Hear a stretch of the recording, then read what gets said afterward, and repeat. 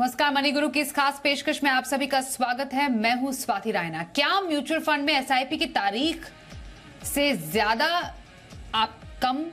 या कम रिटर्न का पैमाना तय होता है? क्या महीने की किसी भी खास तारीख पर निवेश करने से अच्छा रिटर्न आप बना सकते हैं, या फिर निवेश के लिए हर महीने एक ही समय तय करना बेहतर है? आज जानेंगे क्या है एसआईपी करने का सही समय और सही तरीका। चर्चा में जुड़ चुके हैं Pankaj Matpal, MD Optima Money, और Harshvardhan Rungta, certified financial planner. Harshvardhan Rungta security से, माफ कीजिए। हर्षवर्धन और पंकज जी, बहुत दोनों का स्वागत करते हैं हम आज के इस खास कार्यक्रम में। एसआईपी फायदे तो सभी को मालूम है, और इसका क्रेज कितना ज्यादा बढ़ता जा रहा है, इसकी इंपॉर्टेंस कितनी बढ़ती जा रही है, वो हाल ही के एम्फी डेटा से भी मालूम चलता है कि मार्च के जो डेटा आए हैं वो साफ बताते हैं कि लोगों ने बढ़ चढ़कर एसआईपी निवेश किया है। पर सबसे ज्यादा इंपॉर्टेंट सवाल ये होता है पंकज जी कि एसआईपी का सही टाइमिंग कोई होती है कि कौन से समय पे एसआईपी करनी चाहिए? यूजुअली बहुत सारे लोग महीने के शुरुआत में ही एसआईपी करते हैं, कुछ लोग मिड में करना पसंद करते हैं, कुछ लोग टुवर्ड्स द एंड करना पसंद करते हैं। तो क्या एसआईपी को टाइम किया जा सकता है? स्वाति जी नमस्कार। जैसा आपने भी कहा कि अलग अलग डेट्स पर काफी लोग करने की कोशिश करते हैं, लेकिन यदि आप रिटर्न्स की बात करें तो इसका कोई खास असर नहीं पड़ता है। आप चाहे 1 तारीख को करें या मिड ऑफ मंथ में करें या फिर मंथ के एंड में करें, तो सबसे सही दिन वो है जब आपको लगता है कि उस वक्त पर आपके अकाउंट में पैसा अवेलेबल होता है।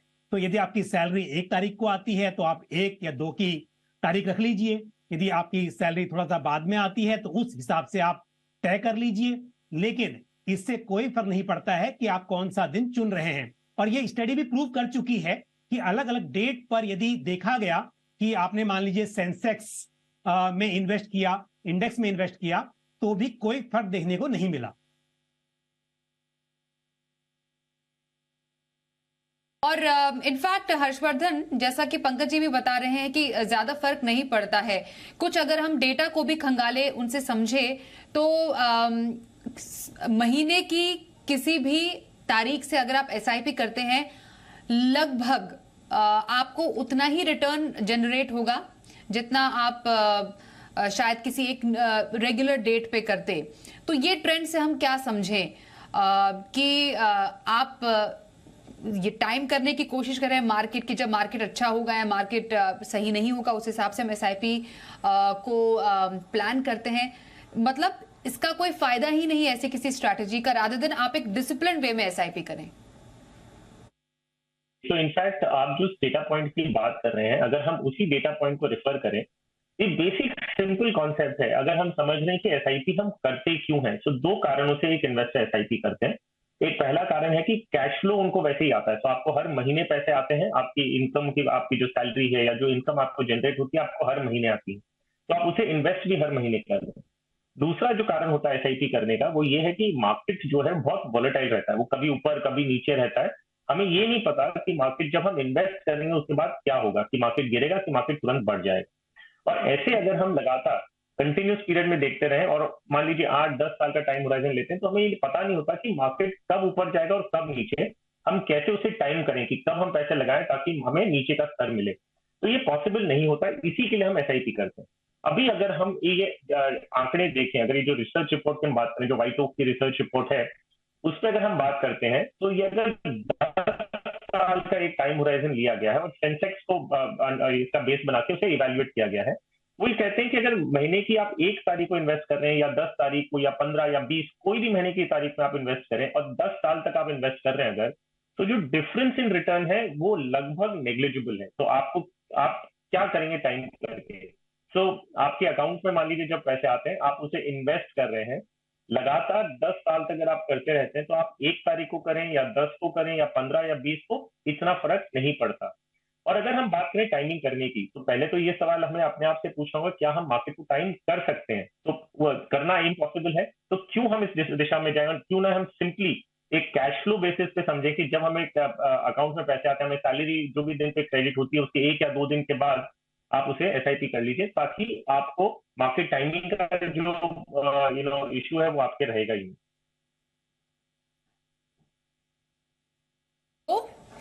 सही रहता है कि जब हाथ में पैसे हो, सैलरी आ जाए, उसके अगले दिन या अगर आपको जो सही समझे, जितने भी आपकी देनदारी होती है उस हिसाब से आप अपने एसआईपी को प्लान करें।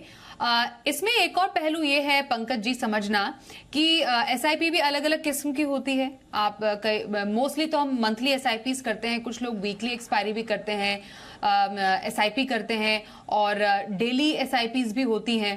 तो क्या इससे भी स्ट्रैटेजी में कुछ फर्क पड़ सकता है कि जो डेली एसआईपी करता है उसको कुछ बेहतर रिटर्न मिले या जो मंथली एसआईपी करता है उसको कुछ अलग रिटर्न मिले? स्वाति देखिए, जब हम एसआईपी करते हैं तो इसका एक मेन मकसद होता है रुपी कॉस्ट एवरेजिंग, यानी कि अब आपको पता नहीं है कि मार्केट कब ज्यादा है कब कम है, पर यदि आप ऐसा कोशिश भी करेंगे कि जिस दिन मार्केट बिल्कुल निचले स्तरों पे होगा उस दिन ही आप इन्वेस्ट करेंगे, तो ऐसा प्रैक्टिकली हो नहीं पाता है और फिर अपॉर्चुनिटी मिस हो जाती है। तो इसीलिए एसआईपी करते हैं तो लंबी अवधि में, जैसे अभी हम बात कर रहे थे कि 10 साल की बात करें, तो कई बार आपको मौके मिलेंगे कि आपने मंथ की जो वो तारीख होगी जिस दिन की मार्केट ऊंचाई पर था, पर कभी ऐसा भी रहा होगा कि मार्केट निचले स्तरों पर था। तो इस तरह से आप लॉन्ग टर्म में अगर एसआईपी करेंगे तो ये बात ज्यादा साबित नहीं होती है, इससे फर्क नहीं पड़ेगा। लेकिन जो आपने भी पूछा कि कई इन्वेस्टर्स मंथ में उसको मतलब टुकड़ों में करते हैं, एक ही दिन तय करने के बजाय आप यदि 4-5 हिस्सों में करें तो उसका क्या फर्क पड़ सकता है। तो डेफिनेटली थोड़ा सा रुपी कॉस्ट एवरेजिंग की हम बात करें तो यहां पर और आपको थोड़ा फायदा मिल सकता है। तो इन्वेस्टर्स ऐसा कर सकते हैं कि यदि उन्हें 10,000 की एसआईपी करनी है तो एवरी वीक में 2,500 की यदि एसआईपी की जाए तो शायद आपका जो इसका रिजल्ट है वो थोड़ा सा बेहतर होगा। तो दो बातें हैं, यदि हम ऐसी बात कर रहे हैं कि जिस वक्त पर पैसा अकाउंट में हो उस वक्त पर ही आपको कोशिश करनी चाहिए, और ऐसे निवेशक जो ये समझते हैं कि बाद में पैसे बचते नहीं है अकाउंट में, तो उनके लिए अच्छा ये होगा कि जब उन्हें लगता है कि अकाउंट में मैक्सिमम बैलेंस रहने की उम्मीद होती है वो तारीख तय करें। लेकिन ऐसे इन्वेस्टर जो डिसिप्लिन हैं, जो समझते हैं कि मैंने अगर तय किया है कि मुझे 10,000 पर मंथ या 1 lakh per month, what ever the amount, वो मुझे करना ही है और उतना बैलेंस अकाउंट में रहेगा, तो बिल्कुल ऐसा किया जा सकता है कि आप 4 डिफरेंट डेट्स पर अपनी एसआईपी कर सकते हैं। लेकिन जहां तक सवाल है कि क्या डेली एसआईपी करनी चाहिए, तो मेरे हिसाब से उतना भी जरूरत नहीं है कि आप हर दिन के हिसाब से इन्वेस्ट करें, उसका बहुत बड़ा फायदा यहां पर नहीं मिलेगा। लेकिन यदि 4 किस्तों में करते हैं, 6 किस्तों में करते हैं, तो थोड़ा सा मंथली करने के बजाय आपका जो रुपी कॉस्ट एवरेजिंग है वो बेटर हो सकता है। पर एक कन्वीनियंस मैटर पे ये बहुत वैलिड पॉइंट बताया पंकज जी ने, बट एक कन्वीनियंस के हिसाब से हर्षवर्धन, आपकी नजर में एसआईपी मंथली सही रहती है या फिर वीकली एक्सपायरी, माफ कीजिए, वीकली एसआईपी करें, और कुछ लोग तो डेली एसआईपी भी करते हैं, तो आपकी नजर में कौन सा तरीका सही है कन्वीनियंस के भी हिसाब से? क्योंकि कई लोग भूल भी सकते हैं और वीकली और डेली एसआईपी में तो ये भी है कि अगर उनको लगता है कि बाजार में कुछ ज्यादा ही मूवमेंट हो रही है तो शायद उनका माइंड भी चेंज हो सकता है। मंथली में एक चलिए है, एक थोड़ा सा एक टाइम फ्रेम होता है, एक थोड़ा सा ब्रीदिंग स्पेस है, आपको नजर में क्या रखता है? स्वाति, अगर हम वो जो रिपोर्ट जो हमने बात की, व्हाइट ओक कैपिटल ने जो मंथली जो एसआईपी रिपोर्ट निकाली है, उस रिपोर्ट के हिसाब से अगर हम जो कैलकुलेशंस देख रहे हैं, तो पहला हमने बात किया कि क्या कोई भी महीने की कोई भी तारीख में आप इन्वेस्ट करते हैं कुछ फर्क पड़ता है क्या, तो हमने देखते हैं फर्क नहीं पड़ता। अभी अगर हम बात करें कि अगर आप उसे डेली, वीकली या मंथली करते हैं तो उसमें एंड में आपका क्या असर आता है, तो ये हमने डेटा बेस पे देखा है कि आप अगर वीकली कर रहे हैं, मंथली कर रहे हैं या डेली कर रहे हैं, इसमें एंड फिगर जो आपका बनता है, जो लॉन्ग टर्म में एंड फिगर बनता है, उसमें इतना ज्यादा फर्क नहीं होता है। तो जहां तक कन्वीनियंस की बात है, अगर आप बात करें कि अगर मैं एक इन्वेस्टर हूं और मैं चाहता हूं कि मेरे पैसे लॉन्ग टर्म में वेल्थ क्रिएट करके दें, तो मैं ये देखता हूं कि मैं अगर डेली करूं, वीकली करूं या मंथली करूं, इससे एंड रिजल्ट में इतना कोई मीनिंगफुल फर्क नहीं पड़ रहा है। तो क्यों ना मैं कन्वीनियंस को ध्यान में रखते हुए, अपने अकाउंटिंग एंट्रीज को ध्यान में रखते हुए, अपने बार बार बैंक में डेबिट होने का कन्वीनियंस अगर देखूं, तो क्यों ना मैं एक ही दिन में अपने पैसे जमा कर दूं। तो जैसे हमने कहा कि पहला हमारा पॉइंट था कि जिस दिन आपके अकाउंट में क्रेडिट आता है उसके 1 या 2 दिन बाद की आप डेट दे दें और आपके अकाउंट से पैसे चले जाते हैं। तो पूरे महीने में मुझे कुछ भी ये चीज का ना ध्यान में नहीं रखने की जरूरत है कि मेरा पैसे अकाउंट में से फिर से डेबिट होने वाले, उतना बैलेंस मुझे रखना है, क्योंकि एंड में एनीवेज कोई फर्क नहीं पड़ रहा। तो मैं क्यों इसे अननेसेसरीली वीकली का एक एडिशनल हेडेक मेरे खुद के सर पे लूं? So as an investor I think ये रिपोर्ट बहुत पावरफुल है, और ये रिपोर्ट में अगर आप डिटेल में जाते हैं तो ये समझ में आता है कि एसआईपी इतनी सिंपल चीज है, उसको हम जितना कम कॉम्प्लिकेट करेंगे उतने हमारे लिए बेटर होगा और हमारी वेल्थ क्रिएशन ज्यादा अच्छी तरह बनेगी। सो कोई भी दिन में करिए, डजंट मेक अ डिफरेंस, और महीने में मेरे हिसाब से एक दिन में कर दें तो आपके कन्वीनियंस पॉइंट ऑफ व्यू से और एंड रिजल्ट कुछ भी फर्क नहीं पड़ने वाला, मान लीजिए बहुत कम फर्क पड़ने वाला, तो क्यों ना मैं महीने में एक दिन में ही कर दूं। वेल्थ क्रिएशन का क्योंकि आपने जिक्र किया हर्षवर्धन, ये बहुत इंपॉर्टेंट पॉइंट है। पंकज जी, जब भी वेल्थ क्रिएशन की बात आती है, लॉन्गर टर्म में एसआईपी के अनेकों फायदे बताए जाते हैं, और अगर हम समझे भी, और एक बहुत ही एक सिंपल सी समझने की बात है, कॉमन सेंस है कि जितना आप लंबा अपना निवेश का होराइजन रखेंगे उतना बाजार के उतार चढ़ाव से शॉर्टर टर्म में आपको उससे दूर भी रह सकते हैं और लॉन्गर टर्म में आपको फायदा भी होगा। तो मान लिया जाए कि लंबी अवधि में एसआईपी हमेशा हिट रहती है, एंड स्पेशली लॉन्गर टर्म को कितना लॉन्ग टर्म हम समझें। कई लोग कहते हैं कि मुझे लंबी अवधि का निवेश करना है, यूजुअली 8 साल से ऊपर लॉन्ग टर्म माना जाता है। तो क्या एक लॉन्गर टर्म की डेफिनेशन जब हम एसआईपी करते हैं तो वो 5 या 8 साल से ऊपर हमें माननी चाहिए, जिसमें हमें एक अच्छा रिटर्न मिले? बिल्कुल स्वाति, देखिए यदि हम बात कर रहे हैं वेल्थ क्रिएशन की, तो एक बात तो तय है कि हम इक्विटी म्यूचुअल फंड्स की बात कर रहे हैं, क्योंकि एसआईपी तो आप डेट फंड्स में, गोल्ड फंड में या हाइब्रिड फंड्स में भी कर सकते हैं। लेकिन यदि वेल्थ क्रिएशन की बात हो रही है तो इक्विटी ऐसा एसेट क्लास है जहां पर लॉन्ग टर्म में अच्छे रिटर्न्स की उम्मीद की जा सकती है। अब ऐसे में यदि हम लॉन्ग टर्म की बात करें, जो आपने पूछा भी, तो ये जो व्हाइट ओक की रिपोर्ट है ये भी इस बात को प्रूव करती है कि 8 इयर्स तक यदि एसआईपी की गई तो उसके बाद में आपके यहां पर नेगेटिव रिटर्न्स के चांसेस नेग्लिजिबल हो जाते हैं, यदि होते नहीं है। तो यदि आप लॉन्ग टर्म में करें और मिनिमम की भी बात करें रिटर्न्स की हम, तो भी आपको किसी साल में ऐसा मतलब जो एवरेज आएगा, सीएजीआर आएगा, वो आपका पॉजिटिव होगा और अच्छे रिटर्न्स बल्कि आपको मिलेंगे। तो उस बात को ध्यान में रखते हुए मिनिमम पीरियड आपका 8 ईयर्स और उससे ज्यादा हो तो बेटर है। ये तो रिपोर्ट की बात है, पर मैं भी ये कहूंगा कि आप 10 साल या उससे अधिक का होराइजन लेकर चले जब आप इक्विटी ओरिएंटेड म्यूचुअल फंड्स में इन्वेस्ट कर रहे हो।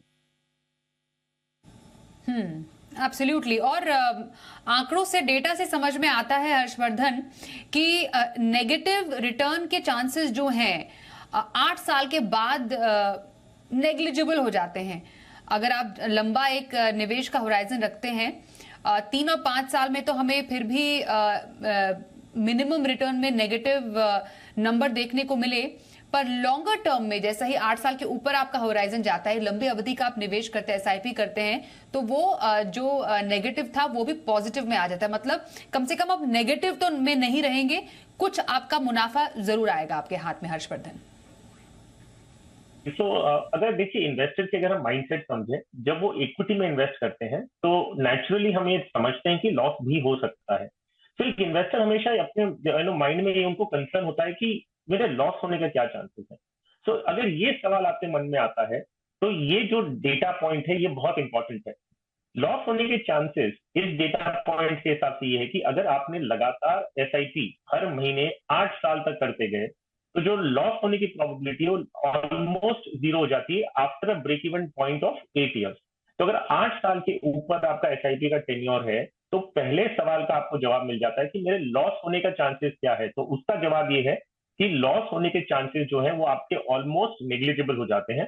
देखिए गारंटी नहीं है, लेकिन ये पास डेटा रेफरेंस पॉइंट में है कि अगर आप 8 साल के ऊपर करते हैं तो आपके लॉस होने के चांसेस लगभग जीरो हो जाते हैं। आगे क्या होगा वो हमें पता नहीं, but this is what the past data से। तो एक इन्वेस्टर के माइंड में एक पहली चीज आनी चाहिए कि विच मीन्स कि मुझे कम से कम 8 साल के लिए इन्वेस्ट करना है।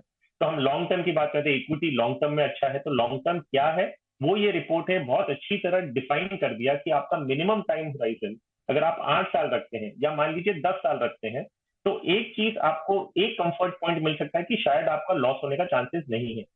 फिर दूसरा सवाल उठता है कि ठीक है लॉस होने का चांस नहीं है तो मुझे अभी प्रॉफिट कितना मिलेगा, मुझे रिटर्न कितना जनरेट हो पाएगा।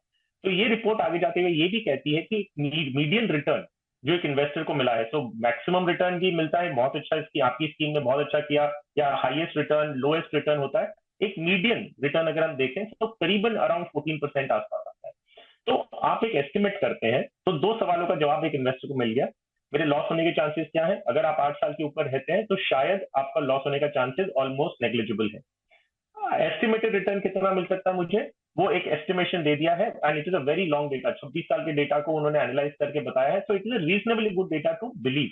अब वो कितना आगे जाके अगले 10 साल में होगा नहीं होगा, but that's a different story all together. फिर एक क्वेश्चन आता है कि ठीक है, मुझे एक average median return is about 14%। अब ये बताइए कि 12% के ऊपर मिलने की पॉसिबिलिटीज क्या है? तो वो भी आंकड़े दिए गए कि कितने परसेंटेज टाइम है जिसमें आपको 12% से ऊपर रिटर्न मिला। और ये देखने में आता है कि जितनी लंबी अवधि तक आप इन्वेस्ट करते रहते हैं, आपके chances of getting a return above 12% भी बढ़ते रहता है। सो ये बहुत अच्छा डेटा पॉइंट है for a very long period of time. 26 साल के डेटा को ब्रेकअप करके दिया गया है। तो आई थिंक इन्वेस्टर्स के जो कंसर्न्स होते हैं, वो ये कंसर्न्स को बहुत अच्छी तरह एड्रेस करता है। तो जो सोल्यूशन हमने निकाले, डेट, कोई भी डेट को, डेट डजंट मैटर, वीकली करो, मंथली करो, डेली करो, डजंट मैटर। आप लंबी अवधि तक रहोगे तो आपके रिस्क बहुत धीरे धीरे ओवर पीरियड टाइम कम होता है। एवरेज रिटर्न कितना एस्टिमेट कर सकते हैं, वो भी इस डेटा में मिलता है। बिल्कुल, तो एसआईपी से वेल्थ क्रिएशन लॉन्गर टर्म के लिए काफी ज्यादा आसान हो जाता है। रुपी कॉस्ट एवरेजिंग का भी फायदा है। गिरते बाजार में जितने यूनिट्स ऐड करेंगे उतना आपको अच्छा मुनाफा होगा, और कभी भी गिरते बाजार में एसआईपी को रोकने की भूल करना आपके लिए काफी ज्यादा नुकसानदेह हो सकता है। एक ब्रेक का वक्त हो गया है, क्योंकि सिर्फ एसआईपी करना काफी नहीं है, आपको एसआईपी को स्टेप अप करना भी जरूरी है।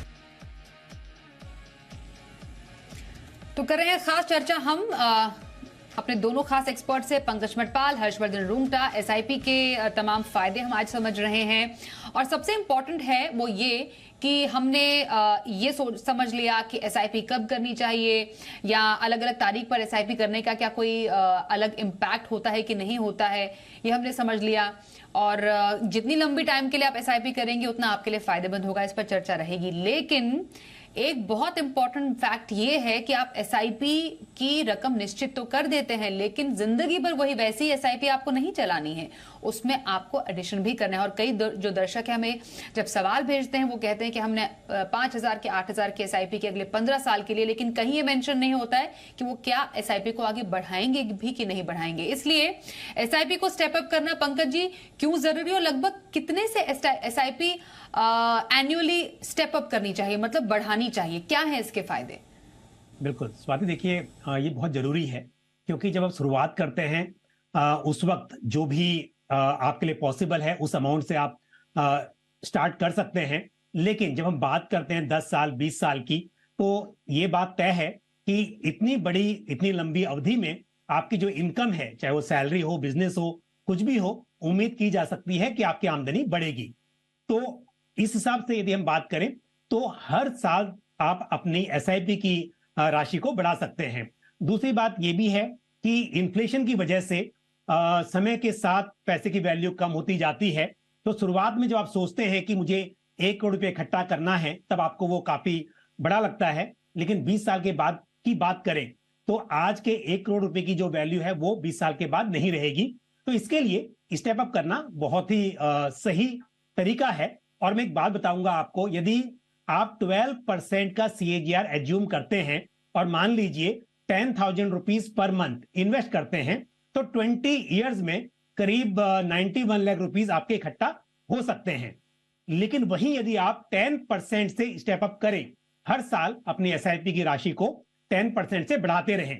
और स्वाति, इसके लिए जरूरी नहीं है कि आपको हर साल इसको हर बार ये करना होगा कि 10% बढ़ाना है। आप शुरुआत में ही स्टेप अप का मेथड ऑप्ट कर सकते हैं, ताकि हर साल आपकी एसआईपी का अमाउंट अपने आप बढ़ती रहे। तो यदि आप स्टेप अप करते हैं 10% से और 10,000 रुपीज से शुरुआत करते हैं, और वही जो मैंने पहले एग्जांपल में कहा कि 12% का CAGR, तो 20 इयर्स में आपके पास डबल अमाउंट, यानी कि जो अगर पहले 91 लाख हो रहा था, तो यहां पर 1 करोड़ 82 लाख के आसपास इकट्ठा हो जाएगा। तो यानी कि आप लंबी अवधि में यदि बड़ी राशि इकट्ठा करना चाहते हैं, तो उसके लिए स्टेप अप मेथड जो है काफी हेल्पफुल हो सकता है।